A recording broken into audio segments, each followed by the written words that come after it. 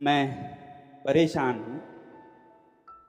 बहुत बार लोग मुझसे यही पूछते रहते हैं, आपका स्कूल थ्री इडियट स्कूल है, आप फुनसुक वांगडू हैं। मैं कहना चाहता हूँ जी नहीं, मैं फुनसुक वांगडू नहीं, मैं सोनम वांगचुक हूँ और मैं ख्वाबों में, फिल्मों में नहीं, जीवन में कुछ काम करता हूँ। और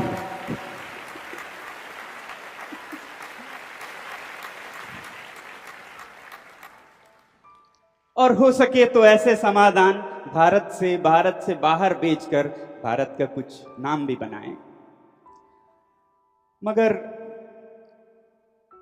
पूछते हैं लोग, जर्नलिस्ट, युवा लोग, और मैं चाहता तो हूं कहना कि कोई संबंध नहीं है उस फिल्म से, मगर वो भी फिर झूठ होगा। और झूठ कभी मैं बोलता नहीं, सिवाय इस वाले के जो कि अभी बोला। तो सच क्या है मैं ये आपको बताऊं, और आज के इस जोश टॉक्स के साथ इस किस्से को खत्म ही कर दूं, ताकि मुझे बार बार बताना ना पड़े ये क्या है, ये क्या संबंध है। ये बात 2008 की है।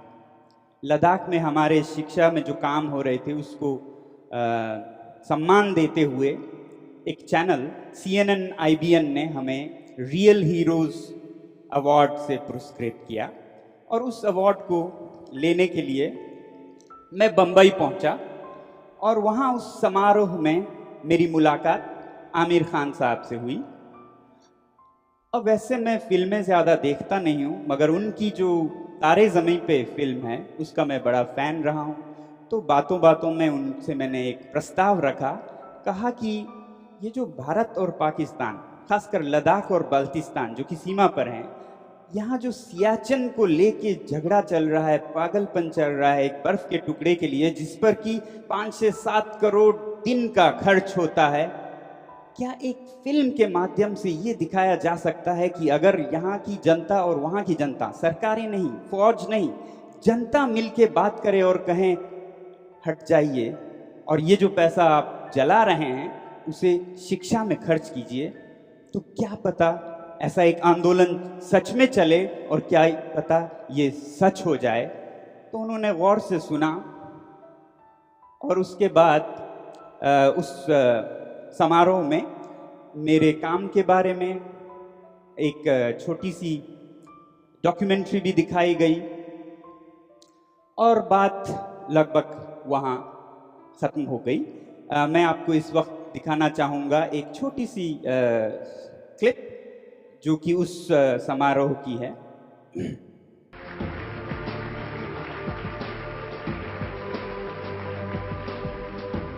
बचपन में सुना करते थे, पढ़ा करते थे कि देश के लिए जान देनी चाहिए, मगर लद्दाख में बढ़ते हुए ये देश के लिए जान देने का कारोबार बहुत देखा। और जहाँ एक तरफ मैं सलाम करता हूँ उन लोगों के लिए, उन लोगों को जिन्होंने देश के लिए जान दिया, मगर इस 21वीं सदी में मेरा ख्याल है कि देश के लिए जान देने की नहीं, ज़रूर जिंदगी देने की ज़रूरत है।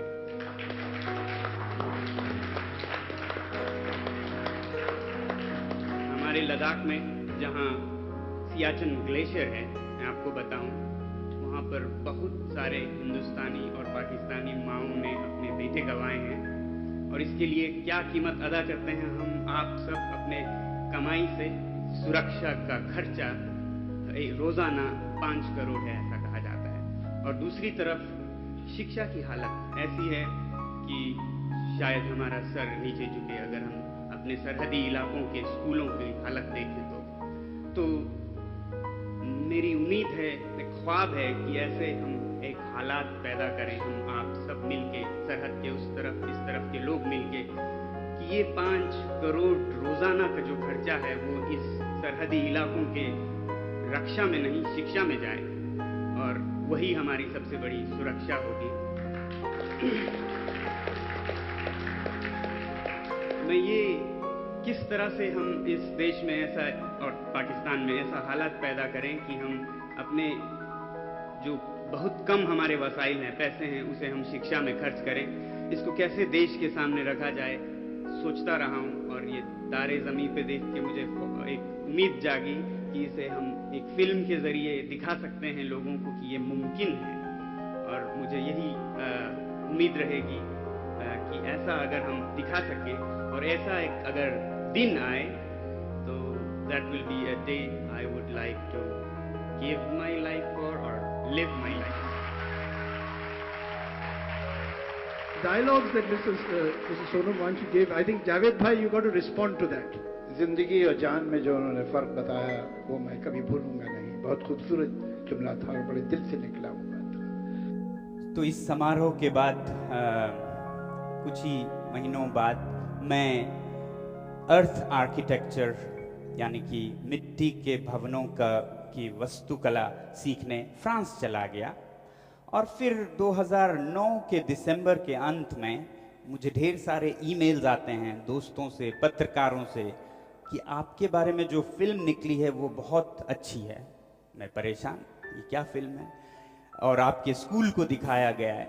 मैं फ़ोन करता हूँ अपने विद्यालय में कि ऐसा कोई फिल्म बनाया, तो वो कहते हैं कि हाँ फिल्म बनाने वाले आए थे मगर कुछ रहस्य रख रहे थे, बता नहीं रहे थे क्या फिल्म है, और हमने देखा कि वो लोग बहुत प्लास्टिक का कचरा लाने वाले हैं और हमने मना कर दिया। तो उन्होंने फिल्म पास के किसी और स्कूल में बना दी। और फिर पता करता हूँ तो पता चलता है कि ये जो वाकया था ये अप्रैल 2008 की थी, जबकि उस फिल्म की कहानी को बंद किया जा रहा था और शूटिंग अगस्त 2008 में शुरू होने वाली थी।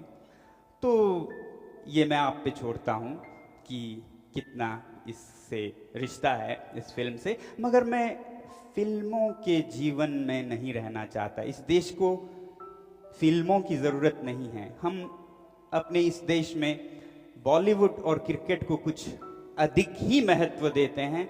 हम अपने जीत भी फिल्मों में जीतना चाहते हैं, हम अपने आविष्कार भी फिल्मों में करना चाहते हैं, जबकि वास्तविक जीवन में ज़रूरत है इनकी। तो मेरे पास इतना वक्त भी नहीं कि इनके इर्द गिर्द घूमूं। हाँ, मैंने ये ज़रूर सोचा जब ये मुझे ईमेल्स आए कि मैं उनको लिखूं, मगर फिर क्या सुनता हूँ कि उस फिल्म के रिलीज़ होने की कुछ ही देर बाद एक घमासान सा हुआ चेतन भगत जी के और फिल्म निर्माताओं के बीच में कि ये क्या है, कहानी किसकी है। और मैंने सोचा भाई इस वक्त तो ना लिखूं, कहीं ये ना सोचें कि मैं भी कुछ पैसा मांगने के लिए आ रहा हूं। तो मैंने न लिखना ही ठीक समझा और 2 साल तक मैंने इंतज़ार किया, क्योंकि ऐसे क्लेम करने के लिए 2 साल के अंदर करना होता है। जब वो ख़त्म हुआ तब मैंने ज़रूर एक चिट्ठी लिखी कि ऐसा ऐसा हमारी मुलाकात हुई थी और ऐसा एक फिल्म निकला है, और मुझे कोई जवाब नहीं आया। और जवाब का मैं इंतज़ार नहीं कर रहा हूँ, क्योंकि काम और हैं। मुझे अपने काम को भारत और भारत से बाहर